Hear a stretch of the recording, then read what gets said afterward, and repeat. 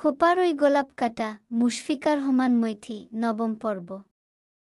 আমি মা হতে চলেছি সংবাদটা শোনার পর থেকে সাহেবের মুখখানা ছিল গম্ভীর। ক্লিনিক থেকে বাসা পর্যন্ত তার চোয়াল ছিল কঠিন।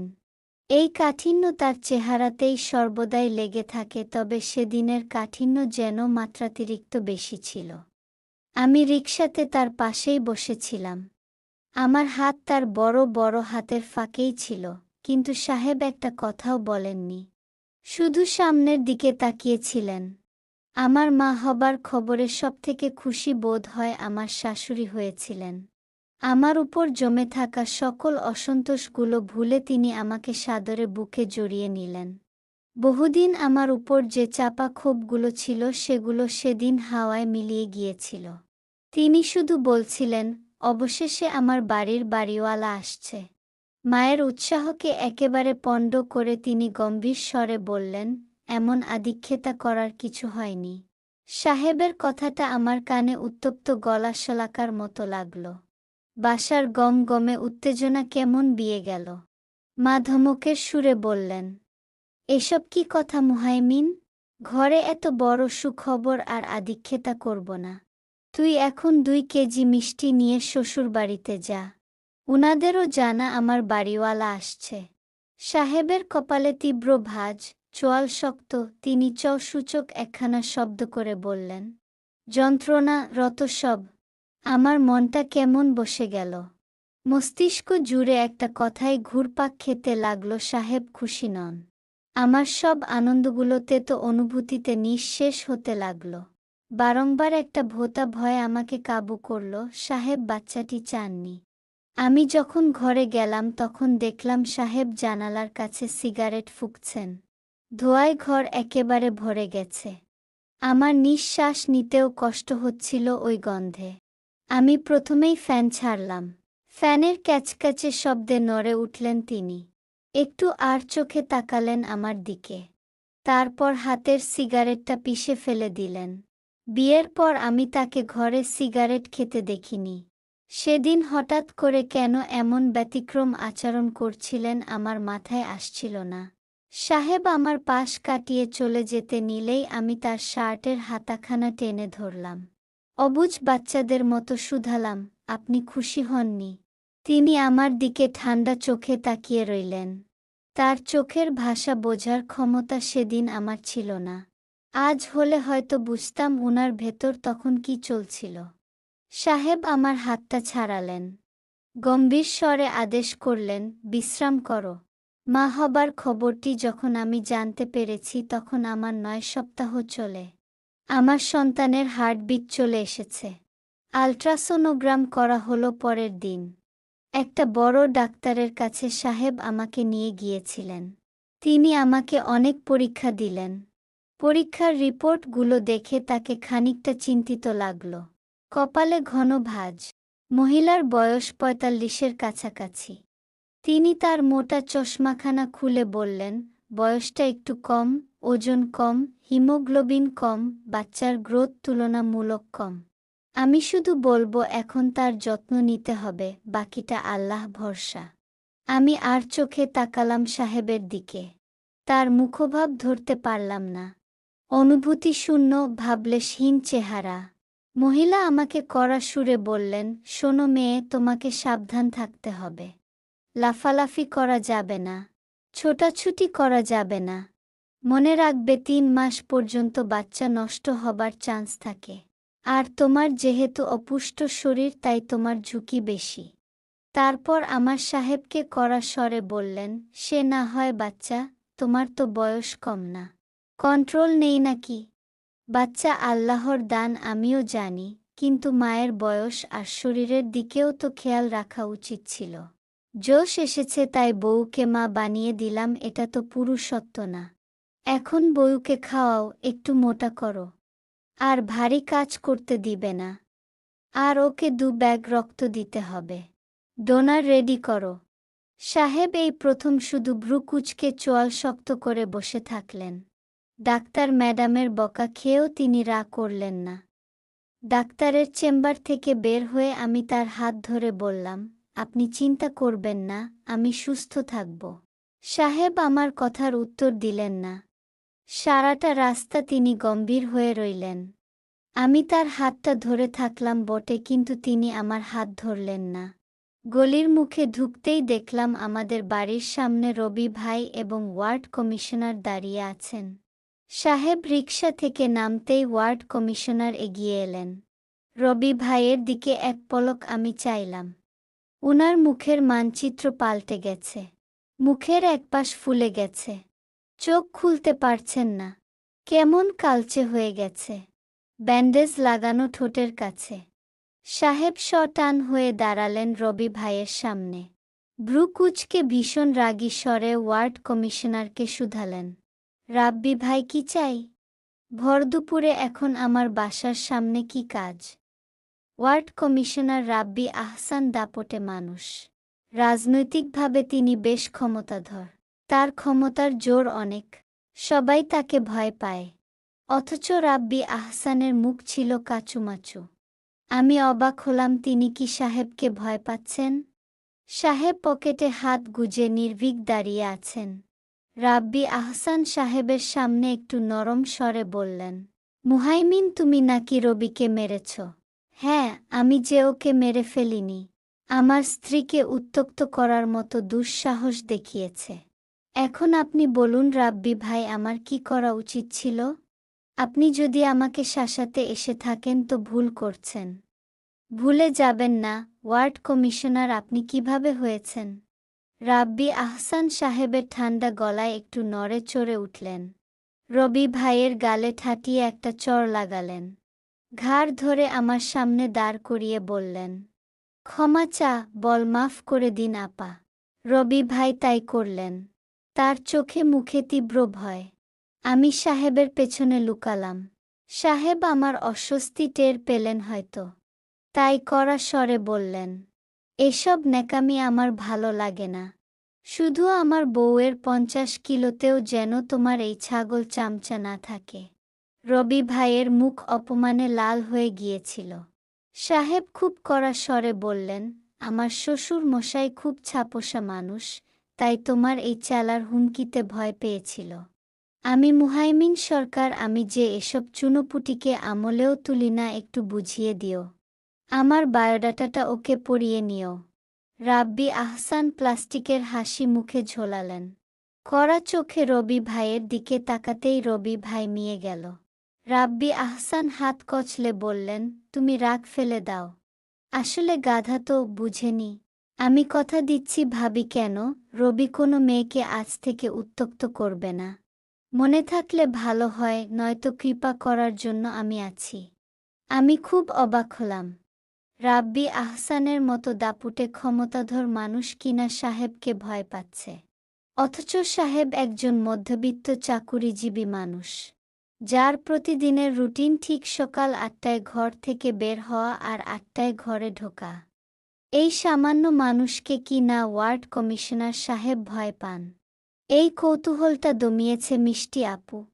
তার থেকেই শোনা, ভার্সিটিতে থাকতে সাহেব রাজনীতি করতেন। উঁচু লম্বা বিধায় তার দাপট আলাদা ছিল। রাগী মানুষ বলে কেউ ঘাটাত না। মারামারি তিনি বেশ করতেন। সেটাও একটা ভয়ের কারণ।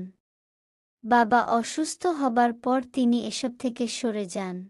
তবে কাউন্সিলর নির্বাচনে সেবার নাকি বেশ কাজ করেছিলেন, যে কারণে রাব্বি আহসান জয়ী হয়েছে। হয়তো এজন্যই তাকে সমীহ করেন কাউন্সিলর সাহেবের সম্পর্কে এই নতুন তথ্য পেয়ে অনুভব করলাম, আমার সাহেব যেন তেন মানুষ না, উচ্চ পর্যায়ের মানুষ। তাকে আমারও সমীহ করা উচিত।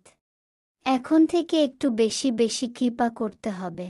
কৃপাধারী হুতুম আমার কাছে হলেও মুহাইমিন সরকারের নামের ভার অনেক। ডাক্তারের কথা সাহেব বেশ মনোযোগ দিয়েই পালন করছেন। তিনি বাসার জন্য একটা বান্ধা কাজের মেয়ে ঠিক করলেন। নাম নুরির মা। নুরির মা বয়স্ক মানুষ, বয়সটা 50 ঊর্ধ্ব। শাশুড়ি মায়ের কাজের মানুষ খুব একটা পছন্দ নয়। একটা ছোটা ছিল যিনি সকালে এসে 1 ঘন্টা কাজ করে চলে যেতেন। কিন্তু সাহেব হুকুম করলেন, ঘরে এখন থেকে 24 ঘন্টা কাজ করার মানুষ থাকতে হবে। শাশুড়ি মা তাতে আপত্তি জানালেন। এতক্ষণ রাখার কি দরকার? বউয়ের তো এখনো পেটও বের হয়নি। হয়নি, হবে। বাচ্চার জন্য আদিক্ষেতা দেখাচ্ছিলে সেদিন, এখনই সব ফুরিয়ে গেল। বাচ্চা যদি চাও তবে সে যেন ঠিকমতো পৃথিবীতে আসে সেটাও খেয়াল রাখো। আগে জানলে আমি ঝামেলা নিতাম না কাঁধে। কিন্তু এখন ঝামেলা যখন চলে এসেছে একটু কোঅপারেট করো। কৃপা করে আমার ভোগান্তি বাড়িও না। তোমার বাড়িওয়ালার মাকে সুস্থ রাখো। বাড়িওয়ালা সুস্থ থাকবে। সাহেবের কথায় মা আর কথা বলার সুযোগ পেলেন না। তবে আমার একটা কথা খুব কানে বাজল, ঝামেলা। আমার বাচ্চা সাহেবের কাছে ঝামেলা? দোষ কি আমার? কৃপা চেয়ে চেয়ে তিনি কি ঝামেলাকে আনেননি? আমার চোখ ঝাপসা হয়ে গেল। মা হবার কারণে বা হরমোনের গোলযোগে আমি কেমন অনুভূতিপ্রবণ হয়ে গেলাম। আমার হুটহাট করে মন খারাপ হয়, কান্না পায়, রাগও উঠে। কিন্তু সেগুলো দেখানোর সুযোগ হয় না।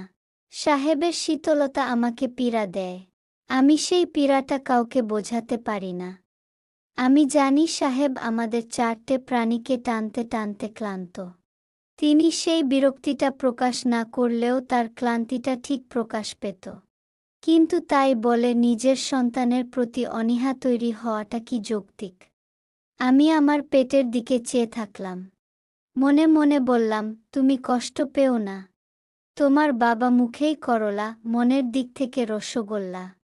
আমাকে রক্ত দেওয়া হলো পরের সপ্তাহেই। সুই ফোটানোর সময় চোখ মুখ খিচে বসেছিলাম। রক্ত দিয়েছিলেন সাহেবের 2 কলিগ। প্রথম ব্যাগ রক্ত দিতে প্রায় 4 ঘন্টা লেগেছিল। আমার মাথা ঝিমঝিম করছিলম। খাওয়াও নিষেধ। আমি বিছানায় শুয়েছিলাম। আমার পাশে কঠিন মুখে বসেছিলেন সাহেব। আমি তার দিকে চাইতেই তিনি আমার চোখ হাত দিয়ে ঢেকে দিলেন। কড়া স্বরে বললেন, কৃপা করে ঘুমালে ভালো হয়। না, আমি ঘুমাবো না, আমার ঘুম আসছে না। আমি তার হাত সরিয়ে দিয়ে বললাম। তার দিকে ডাগর ডাগর চোখে তাকিয়ে রইলাম। তিনি কপাল কুঁচকালেন। কঠিন গলায় ধমক দিয়ে বললেন, তাহলে আর কি? তাল পাড়া হোক। বলো তো তাল গাছে তুলে দেই। যন্ত্রণা যত সব আপদ আমার ঘাড়েই উঠে। আমি থমথমে চোখে তাকিয়ে রইলাম তার দিকে অনেকক্ষণ। তারপর চোখ সরিয়ে নিলাম। আমার কান্না পাচ্ছিল খুব। এত বিশ্রী মানুষের সাথে কেন আমার বিয়ে হয়েছে সেটাই বারবার মনে হচ্ছিল। নুরির মা মহা আকাম করেছিল। মহিলা মিঠা মিঠা কথায় চুরি করে আমাদের ঘর খালি করে দিয়েছিল। টের পেয়েছি যখন মিষ্টি আপুর বিয়ের জন্য বানানো গহনা হারালো। মহিলা এর পর থেকে গায়েব। আমার শাশুড়ির রাগ দেখে কে? এই প্রথম তিনি সঠিক ছিলেন আর সাহেব ভুল। তিনি সাহেবকে বেশ কথা শুনালেন। বলেছিলাম, যারে তারে ঘরে ঢুকাস না। বউ প্রেমে অন্ধ হয়ে গেছিস। বাচ্চা কি ওর একার হয়েছে? ওর বয়সে আমারও বাচ্চা হয়েছে। আমিও একটা 12 জনের সংসার টানছি। ন্যাকামির জায়গা থাকে না। শোনো মা, একটা কাজের মানুষ গেছে, আমি আরেকটা রাখব। এখানে এত চিল্লাপাল্লার কিছু হয় নাই। আমি চিল্লাপাল্লা করছি? হ্যাঁ করছ। বাচ্চাটা আমিও চাইনি। অহেতুক একটা ঝামেলা কাঁধে এসে পড়েছে। এমনি একটা গ্যাদা বউ, নিজেকেই সামলাতে হিমশিম খায়। তার উপর অপুষ্ট। 2 ব্যাগ রক্ত পর্যন্ত দিতে হয়েছে। ভুলটা আমার। আমার সতর্ক হতে হতো। গবেট তো আমি। নিজের পায়ে নিজেই কুড়াল দিয়েছি। এমন সময়ে জেনেছি যে অ্যাবর্শন করানোর উপায় নেই। নয়তো আমি এই বাচ্চা নিতাম না। ওই গ্যাদা এই 9 মাস আসলেই পার করতে পারবে কি না সন্দেহ। এখনো চলাফেরায় কোনো ভারিক্কি নেই। লাফায়ে লাফায়ে সিঁড়ি থেকে নামে। আমি তো সারাক্ষণ সামনে পটের বিবি হয়ে থাকতে পারবো না। তাই আমি চাই না কোনো প্রকার রিস্ক হোক। সুতরাং আমি আবার কাজের মানুষ রাখব। সবাই এক সমান না। তুমি পেরেছ বলে আমার গ্যাদাটাও পারবে সেটা ভাবাই বোকামি। তাই আমার উপর চলতে যেও না। মা একদম থমকে গেলেন। সেই সাথে আমিও। আমার মনটা বিষিয়ে গেল সাহেবের রুক্ষ কথাগুলোয়। অব্যক্ত অভিমান জমল বুকে। সেই সাথে ক্ষীণ রাগ। সেদিন সাহেব অফিসে যেতেই আমি ঘর ছাড়লাম। মাকে বললাম, একটু মার ওখানে ঘুরে আসি। মুহাইমিন জানলে ঘর মাথায় করবে। ওর রাগ তো জানো। আপনি আমার উপর দোষ দিয়ে দিয়েন। বলবেন অবাধ্য গ্যাদা কোনো কথা শুনেনি। বাবার বাড়িতে যেতেই মা বাবার যত্নের কোনো কমতি রইল না। আমার মন দ্রবীভূত হল। জমায়িত চাপা কষ্টগুলো চোখের জলের মতো বের হল। আমি মাকে জড়িয়ে ঠিক কতটা সময় কাঁদলাম আমার স্মরণ নেই। মা আমার শুকনো মুখ দেখে বললেন, তুই অনেক শুকিয়ে গেছস। জামাই তোর যত্ন নেয় না। আমি ঠিক উত্তর দিতে পারলাম না। যত্ন সে ঠিক নেই, কিন্তু আদর করেন না। ওই যত্নটা বড্ড রুক্ষ, প্রাণহীন লাগে। মায়ের যত্নে সেই দিনটা আমার খুব ভালো গিয়েছিল। আমি শুকিয়ে গেছি বলে মা ঘন্টা 2 পর পর আমাকে খাওয়াতে লাগলেন। আমার অরুচিভাব হতো, বমি বমি লাগত। খেতে পারতাম না। আমার অরুচি দেখে মা সব আমার প্রিয় খাবার রাঁধলেন। তার মধ্যে কিছু খুব একটা খেতে পারলাম না। এমনকি আমার প্রিয় কুমড়োর বড়িটাও অভুক্তি লাগছিল। বমি আসছিল শুধু। খেলাম পান্তা ভাত আর শুটকি ভর্তা। শুটকি ভর্তা খেতেই যা একটু স্বাদ লাগছিল। খাওয়া দাওয়া শেষে ক্লান্ত শরীরটা বিছানায় দিতেই ঘুমিয়ে গেলাম। সেই ঘুম ভাঙল রাত 9টায়। তাও মা টেনে তুললেন। চিন্তিত স্বরে জানালেন, জামাই এসেছে। চলবে।